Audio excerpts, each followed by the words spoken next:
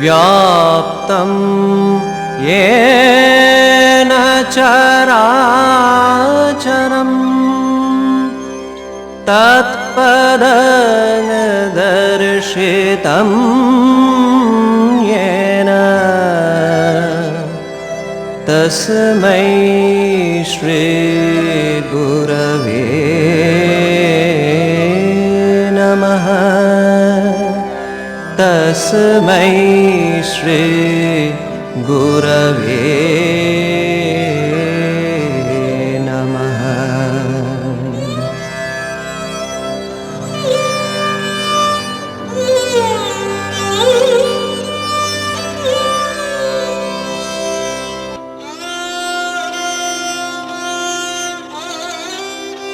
In the firmament of world religions, there appeared in the 19th century a most brilliant star, scattering its splendid radiance on the real essence of religion, initiating a mighty spiritual current which was to engulf the entire world in times to come.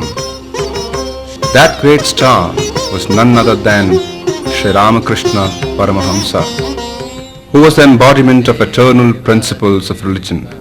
Gifted with a deep insight into the timeless relevance of Sri Ramakrishna, his foremost disciple, the world-renowned Swami Vivekananda, addressed him as a supreme incarnation of divinity. Sthapakaya cha dharmasya sarvadharmaswarupine avatara varisthaya Ramakrishnaya te namaha. I bow down at the feet of Sri Ramakrishna, who established true religion, who is the embodiment of all the religions and supreme among all the avatars, divine incarnations. At times, we are all haunted by certain questions which deeply agitate our mind. Who are we? Why are we here? What is the ultimate goal of human life? Who created this world? Countless thinkers, saints and savants down the ages have tried to answer these questions based on their own personal experience and comprehension. This in turn has given birth to numerous creeds and dogmas, often having opposing viewpoints. Added to this, scientific and technological advancements have struck hard at the traditional religious beliefs held sacred by mankind by presenting many logical conclusions regarding the nature of the world we live in. It is in this context of growing disbeliefs and changing scenario, Sri Ramakrishna emerged in the 19th century India with authentic and convincing answers to the problems that we encounter. Being constantly immersed in God consciousness, he was a living example of what true religion is. His deep sympathy for the suffering humanity knew no frontiers or distinctions of any kind. Sri Ramakrishna's life was so unique that his teachings were reflected in every moment of his life. It is a perennial wellspring of spiritual inspiration that quenches the hearts of those who are thirsty for spiritual consolation. The following statement from Bhagavata can aptly be applied to Sri Ramakrishna. Tava kathamritam tapta jivanam kavibhiriditam kalmashapaham shravanamangalam श्रीमदाततं भुवि गृह्णन्ति ते भूरिदा जनाः। The nectar of thy words and deeds revives the scorched spirit of human beings. Praised by the wise, they purify one of all impurities. To hear them itself is auspicious and peace-generating. They are the real givers who spread thy name far and wide. Sri Ramakrishna was born on 18 February 1836 in a small village, Kamarpukur, in Hooghly district of the present West Bengal. His father was a very devout Brahmin and had a vision of Gadadhar Vishnu at Gaya in a dream prior to Sri Ramakrishna's birth, in which the Lord had declared that he would be born as his son. And a vision, Chandramani, mother of Sri Ramakrishna, had convinced them that the child born to them was none other than God himself, and named him Gadadhara or Gadai lovingly. This extraordinary child used to have divine visions even from his childhood. He did not evince much interest in formal education. He would rather spend his time in enacting various plays with religious themes along with his playmates. Gadadhar told his elder brother firmly, God realization is the goal of human life, and I am not interested in breadwinning education. Once, while walking through paddy fields, he went into a deep trance, looking at the flight of white cranes against the background of dark clouds, which reminded him of the divine beauty manifested in nature. While playing the role of Shiva in a play on Shivaratri, he was so deeply absorbed in the thought of Shiva that he lost all outward consciousness. His devotion to truth was so firm that even as a small boy, he stuck to the word he had given to the low-caste woman Dhani Kamarini to accept first bhiksha, alms, during Upanayana ceremony from her rather than from his mother Chandramani, as was the custom. Later, Sri Ramakrishna used to say, In Kali Yuga, just by adhering to truth, one can realize God. as though to create a fit arena for the divine sport of this divine personality, a Kali temple was built at Dakshineshwar, near Kolkata, by Rani Rasmani, a noble lady belonging to the fisherman community. The temple complex had, apart from a temple dedicated to Kali, 12 small Shiva temples and a Radhakanta temple. Indeed, a unique representation of religious harmony which Sri Ramakrishna expressed and taught later.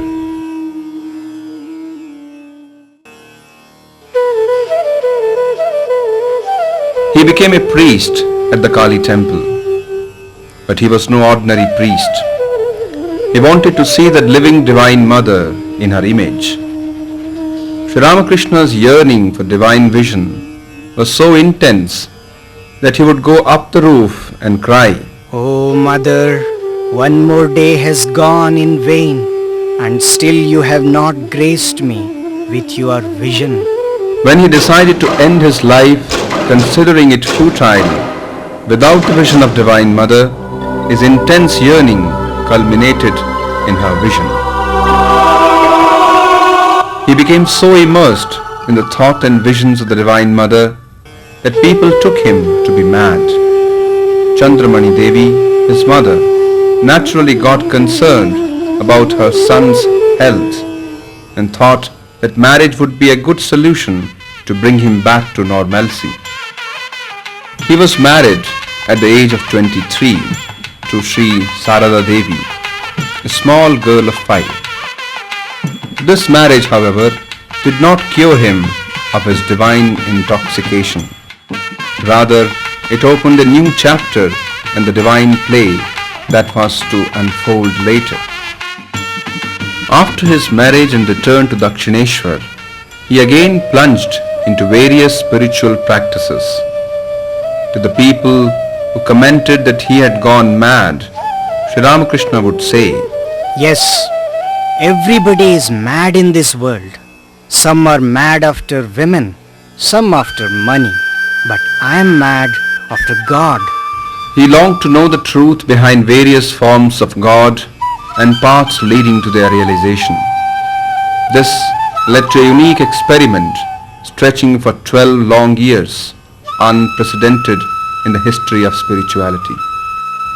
Once the image of Govinda of Radhakanta temple in Dakshineshwar fell from the hands of a priest and its leg was broken. All the priests and pandits were of the opinion that a broken image could not be worshipped and had to be immersed in the river and a new image should be installed. When Sri Ramakrishna was approached for a solution, he said, Is Rani Rasmani going to drown her son-in-law if his leg gets broken? Then he himself fixed the image so well that the Lord was worshipped in it for a long time to come. Teachers of various sects of Hinduism like Vaishnava, Shakta and Vedanta came to Dakshineshwar one after another. Bhairavi Brahmani taught him all the practices of Tantra. Seeing the extraordinary character of Sri Ramakrishna and his divine inauguration, she declared in a big assembly of Pandits, He is an incarnation of God like Chaitanya. One of the most respected scholars, Sri Gauri Pandit, not only agreed with Bhairavi Brahmani but declared, He is not only an avatar, but also the very source, the supreme consciousness from which all the avatars emerge. Totapuri, a stalwart Vedantin, initiated Sri Ramakrishna into Advaita sadhana. Sri Ramakrishna reached the culmination of the highest state of Advaita by getting absorbed in Nirvikalpa Samadhi in a short span of time and remained in it for 3 days. Totapuri, his guru, had taken 40 long years to attain that state. Sri Ramakrishna practiced Islam and also Christianity and reached the culmination of his sadhana in a very short time by his one-pointed devotion to the task undertaken.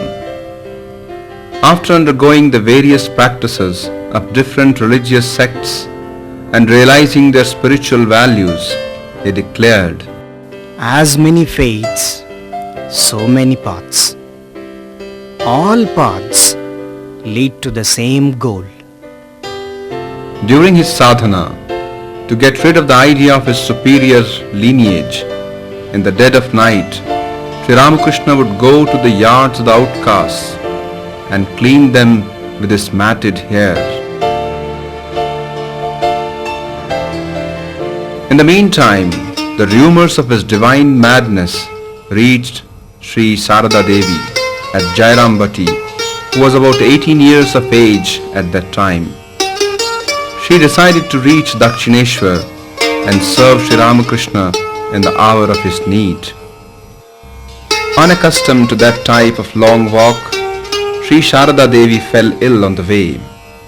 Divine Mother Kali herself came and comforted her, declaring, I am your sister. Sri Ramakrishna is well at Dakshineshwar and you will see him. On arrival at Dakshineshwar, Sri Ramakrishna received her and attended to her with great care and concern. This act of Sri Ramakrishna removed all doubts in the mind of Sri Sharada Devi about her husband's mental condition. Sri Sharada Devi stayed at Dakshineshwar and shared the same room with the master for 8 months.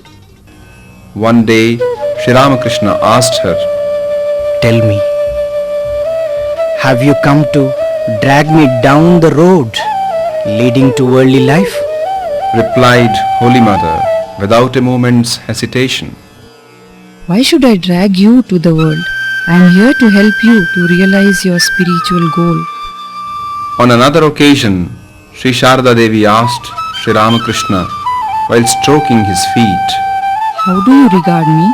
Sri Ramakrishna spontaneously replied, The mother who is worshipped in the temple, the mother who gave birth to this body and is now living in Nahabat, the same mother is now stroking my feet. Later, when someone commented that Sri Ramakrishna had come with the purpose of demonstrating harmony of religions, Sri Sharda Devi said, His message is Tyaga, renunciation, for this age. Have you seen anywhere such superhuman renunciation?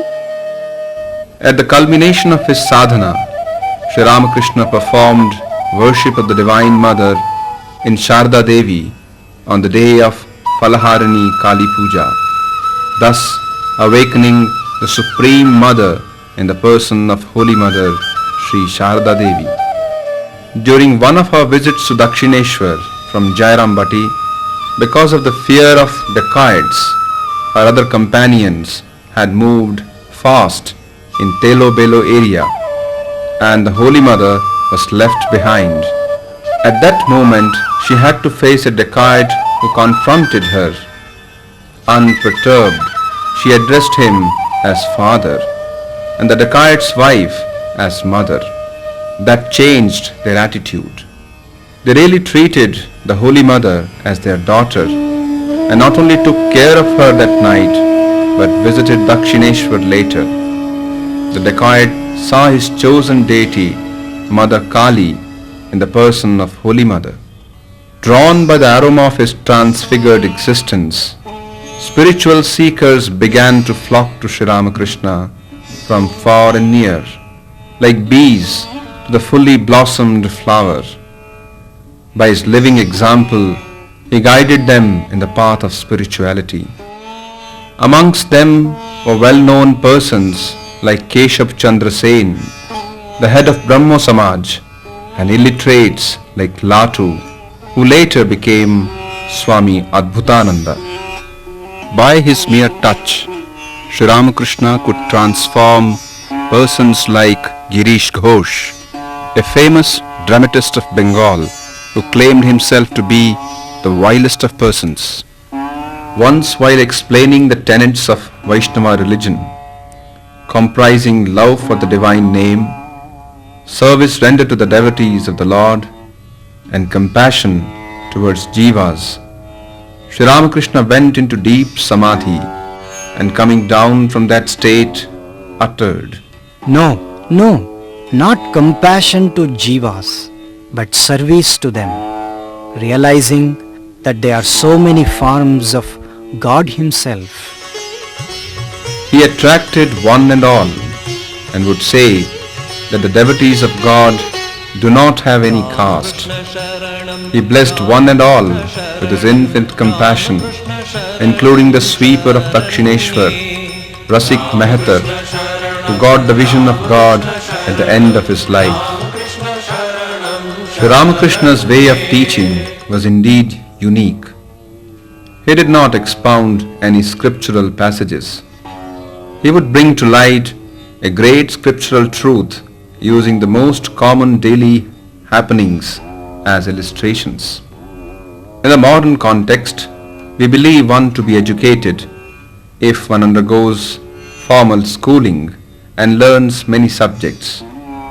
Sri Ramakrishna would time and again stress, To know God, the Creator, Sustainer and Destroyer of this whole universe, and to establish a relationship with Him alone is knowledge, and all else is ignorance. Sri Ramakrishna would say, The goal of human life is to know God, and this human birth is a very precious one for the purpose. After getting this birth, we should not while away our time in acquisition of wealth and dreary discussions. We have come to the mango grove to eat mangoes and not to count the trees and their leaves. Sri Ramakrishna would say, God is both with form and without form. Think of Brahman, existence, consciousness, bliss absolute, as a shoreless ocean. Through the cooling influence, as it were, of Bhakta's love, the water is frozen at places into blocks of ice. That is, he assumes various forms. But with the rising of the sun of knowledge, the blocks of ice melt. Then one does not feel anymore that God is a person, nor does one see God's forms. What he is cannot be described. Man becomes silent when he attains perfect knowledge. As long as his self-analysis is not complete, a man argues. When an empty vessel is being filled with water, it makes sound. When it is filled with water, it no longer makes any sound.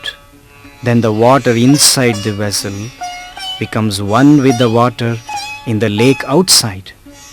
But if the water is poured again from it into another empty vessel, then you will hear the sound once again. In Samadhi, one attains the knowledge of Brahman and all reasoning stops. Once, a salt doll went to measure the depth of the ocean. It wanted to tell others how deep the water was. But this it could never do. For no sooner had it got into the water than it dissolved. Now who was there to speak about the depth?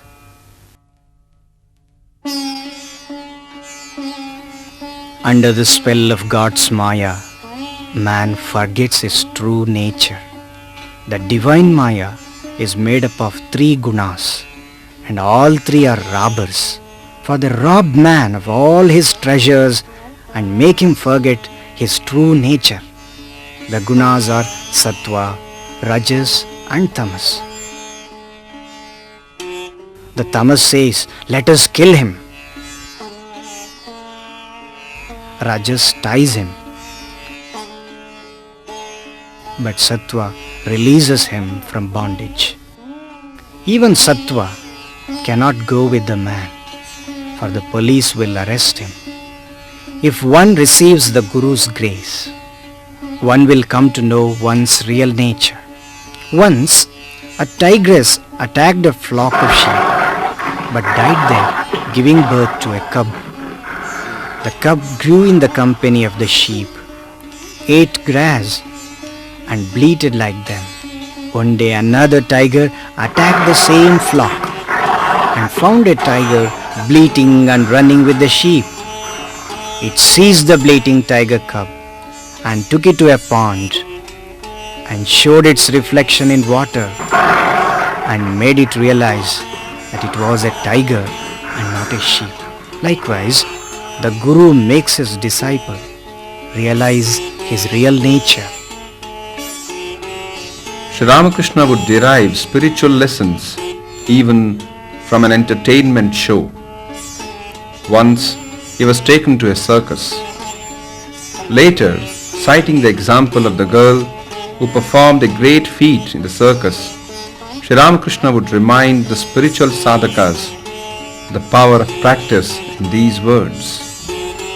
Have you not seen that girl in the circus, standing on one leg on the back of a running horse? She jumped through the ring and again landed on horseback. What is needed here is one-pointed effort. In spiritual life too, one needs that type of one-pointed sadhana. He would not appreciate the dry scriptural knowledge which does not equip one with practical wisdom. He would quote the fate of a pandit traveling in a boat who did not know how to swim when the boat was hit by a storm. Likewise, a man without practical wisdom would be drowned in the ocean of samsara, even though he might have acquired a lot of scriptural knowledge. At Kashipur Garden House in Kolkata, he distributed ochre clothes to his young disciples and thus started the Ramakrishna order of monks. which had 16 of his own direct monastic disciples to start with.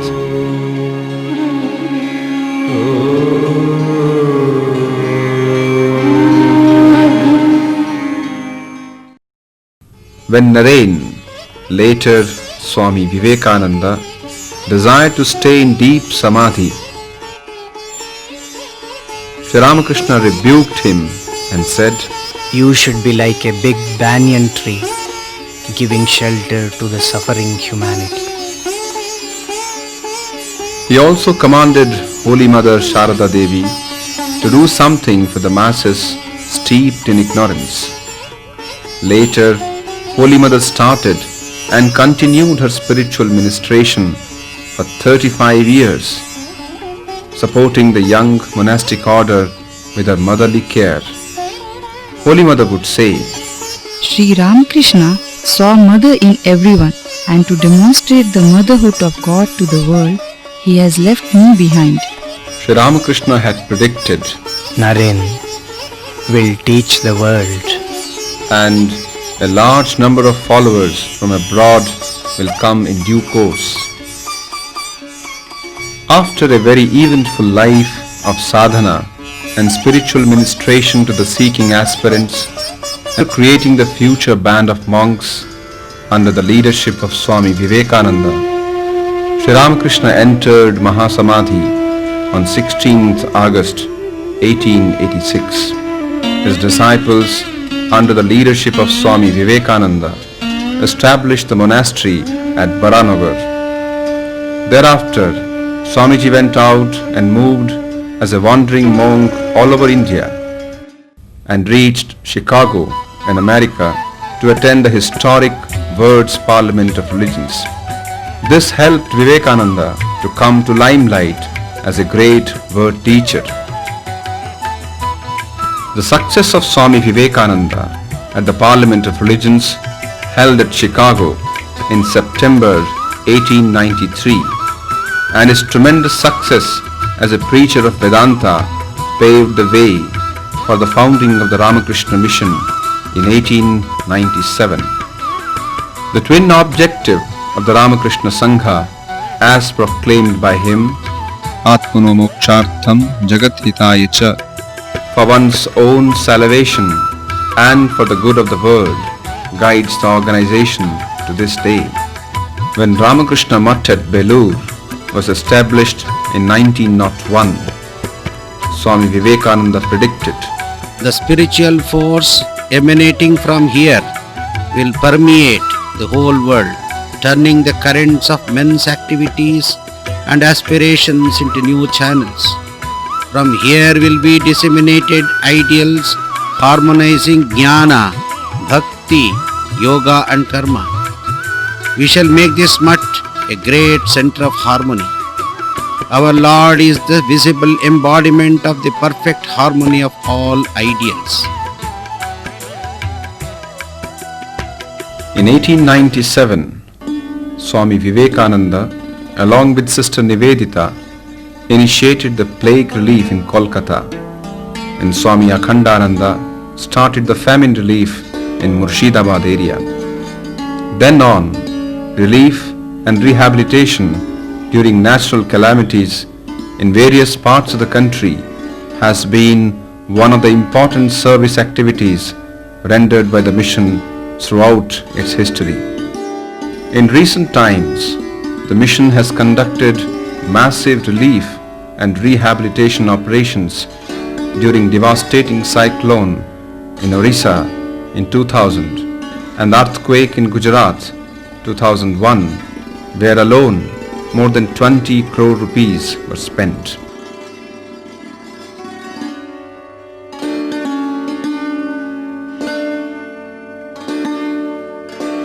Education is the panacea for all the social evils, proclaimed Swami Vivekananda.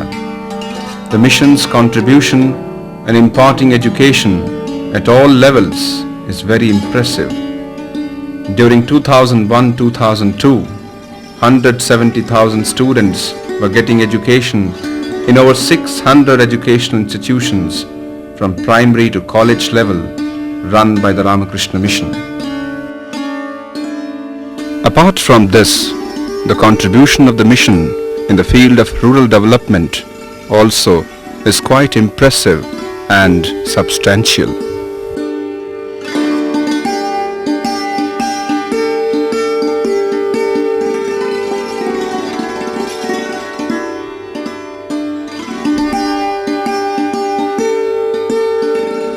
Swami Vivekananda sent his disciples to Hardwar to render medical service to the sadhus and pilgrims in 1900 with the aim of worshipping God in man.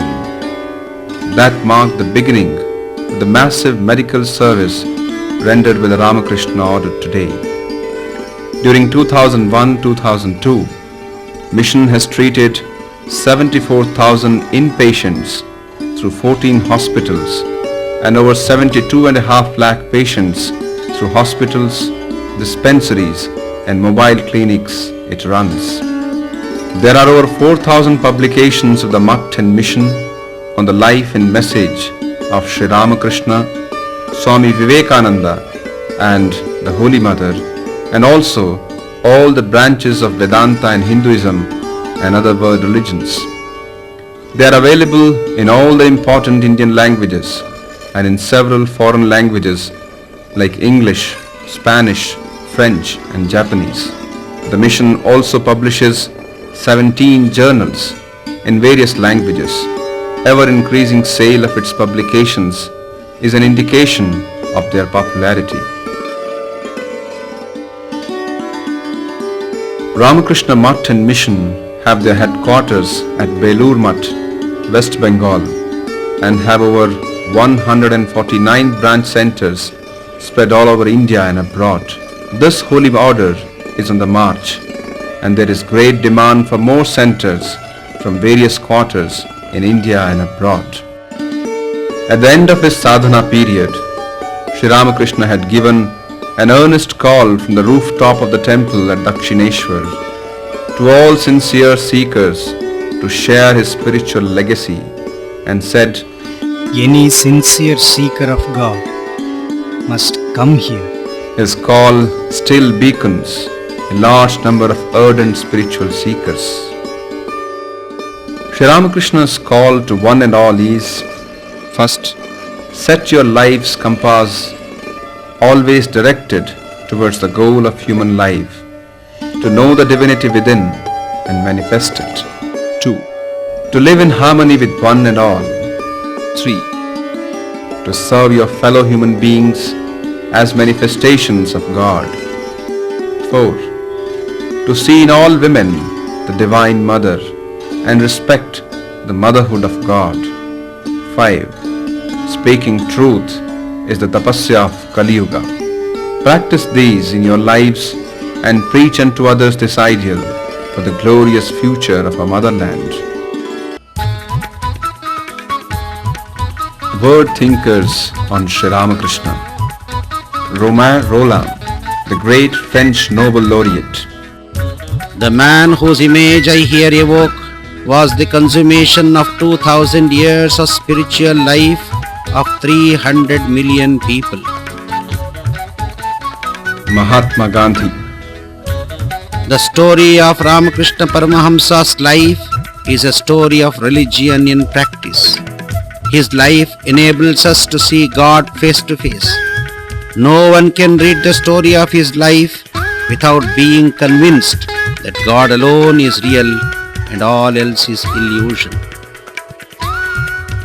Arnold J. Toynbee, the great historian.